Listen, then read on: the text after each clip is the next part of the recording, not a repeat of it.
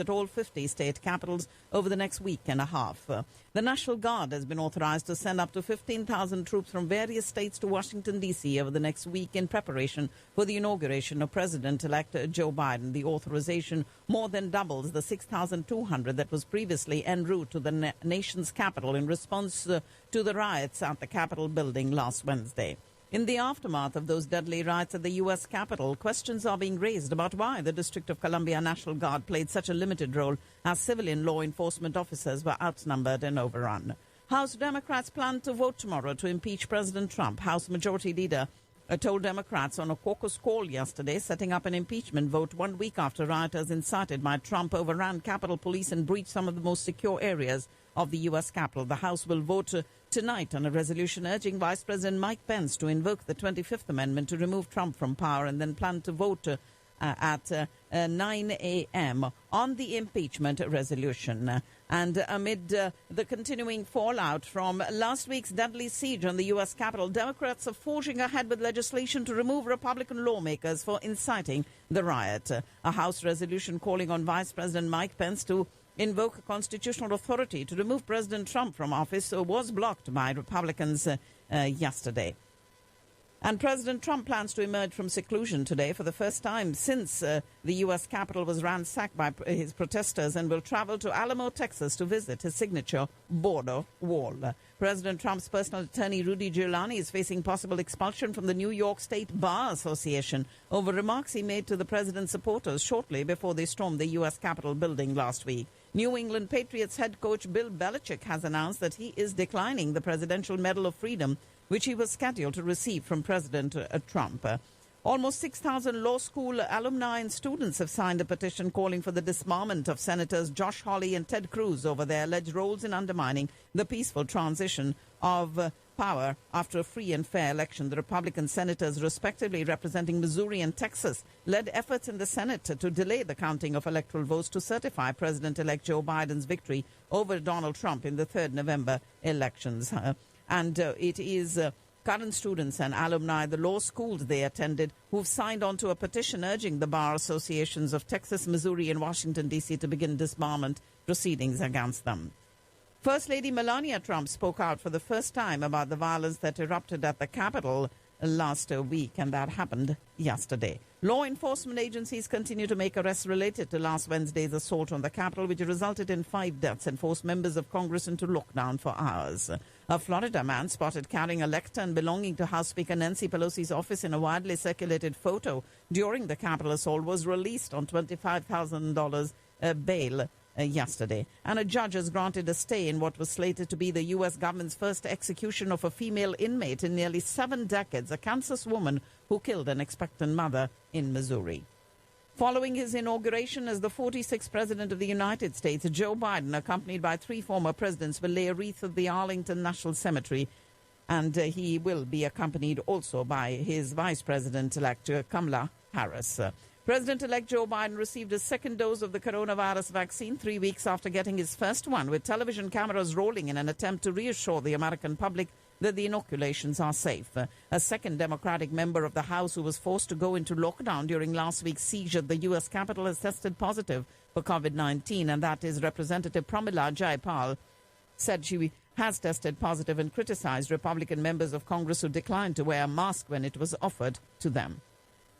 On an average, roughly 10 people in Los Angeles County are testing positive for COVID-19 every minute. 15,000 or so county residents testing positive every day, capable of infecting others before they have any symptoms or found out that they were positive. It's now recommended that people wear a face covering even at home and take other precautions if they go out and have contact with others and live with somebody who's elderly or otherwise especially vulnerable to serious illness from COVID-19. COVID-related hospitalizations have leveled off, but at a very high level. With some countries across Africa continuing to see increase in COVID-19 cases in recent weeks, there's concern about the new variant of the coronavirus in South Africa. Meanwhile, 3 countries have vaccinated a higher proportion of their population than the rest of the world, and these 3 are Israel, the United Arab Emirates, and Bahrain. The Health Ministry of the Palestinian Authority has approved the main Russian vaccine against COVID-19, known as Sputnik.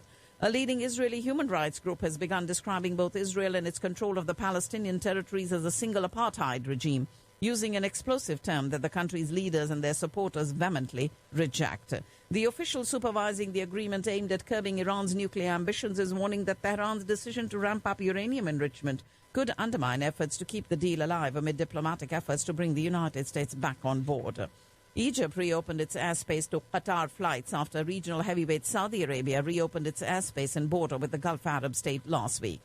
And Oman Sultan announced a constitutional shake-up that includes the appointment of a crown prince for the first time and new rules on how parliament will work. The U.S. ambassador in the Netherlands has hosted Taiwan's representative to the country at the U.S. Embassy in the first publicly announced visit to a U.S. government office since the Secretary of State lifted restrictions on interactions. U.S. Secretary of State Mike Pompeo announced the change, which scraps curbs on meetings with Taiwan officials.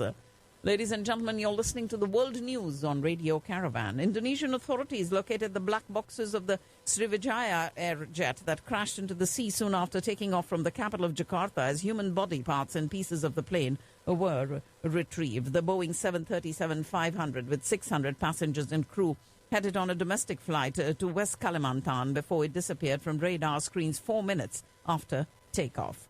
China will give Myanmar a batch of coronavirus vaccines for free as the government's top diplomat wrapped up a 2-day visit to Myanmar. And it is Chinese authorities that have introduced new COVID-19 curbs in areas surrounding Beijing, putting 4.9 million residents under lockdown as new infections raised worries about a second wave in a nation that has mostly contained the disease. India's Foreign Minister Subramaniam Jaishankar said that trust with China had been deeply impaired after last summer's border clash, which resulted in the first loss of lives in 45 years. And the U.S. planning to offer support to India through diplomatic, military and intelligence channels. 2 years before the military standoff on the line of actual control, the U.S. framed this strategy for the Indo-Pacific that envisaged offering diplomatic and military support to India to address challenges such as the border dispute with China. And asserting that there has been no change in the status quo in eastern Ladakh, Army Chief General Naravane said that his force is ready for any eventuality, but expressed hope that India and China would be able to reach an agreement to resolve the border issue. Canadian Prime Minister Justin Trudeau has scheduled an unexpected cabinet reshuffle following the sudden resignation of Indo-Canadian Minister Navdeep Bains. He's the Minister of Innovation, Science and Industry in Ottawa. Ahead of the Nepalese foreign minister's visit to New Delhi, during which his talks are likely to be centered on the border row, Nepal's Prime Minister KP Sharma Oli has said that his country will not compromise on sovereign equality in its engagement with either India or China. Cricket Australia could slap indefinite bans on any fans found to have racially abused the visiting India players during the third test in Sydney. And the Indian Cricket Board and Cricket Australia are sorting out the issues faced by the Indian team upon reaching the hotel in Brisbane this morning. The number of people who've tested positive for the new UK variant in India has climbed to 96. And with over 16,300 new coronavirus cases being reported in a span of 24 hours, this is the lowest in around 6.5 months. India's fatality rate dropping to 1.44 after less than 300 new deaths were recorded in the country since the last 16 days. May all be free from disease. With this line printed on boxes, the Serum Institute of India began transporting COVID vaccines from Pune to other parts of India this morning. A flight of SpiceJet and then of Air India left with this cargo of hope for Delhi and Ahmedabad, respectively. Prime Minister Modi had recently announced that India will begin the world's largest vaccination program on the 16th of this month. After the first consignment containing vials of the coronavirus vaccine Covishield were dispatched from the Pune factory, Adar Poonawalla, the CEO of the Serum Institute of India, termed it as a historic moment and said the main challenge is to make the vaccine available to everyone in the country. The Supreme Court stayed the implementation of all 3 farm laws, passing orders on a batch of petitions challenging the constitutional validity of the laws. Farmers have been demanding to repeal these laws while the government has held its ground arguing in favor of the legislation. The centre should repeal the 3 farm laws or it will cost the ruling BJP-JJP alliance in Haryana heavily. With temperatures falling, an orange alert issued by the Indian Meteorological Department for the northern plains with a forecast of a cold wave for the next 4 days, and a similar alert has been sounded for Tamil Nadu and Puducherry with a forecast of heavy rains. Former Congress President and Lok Sabha member Rahul Gandhi visiting Tamil Nadu on the 14th when the state celebrates Pongal, the harvest festival, and he will watch Jallikattu, the traditional bull taming sport near Madurai.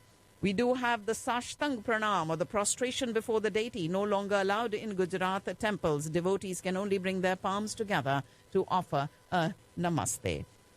And that, ladies and gentlemen, is all that I have in the news for you.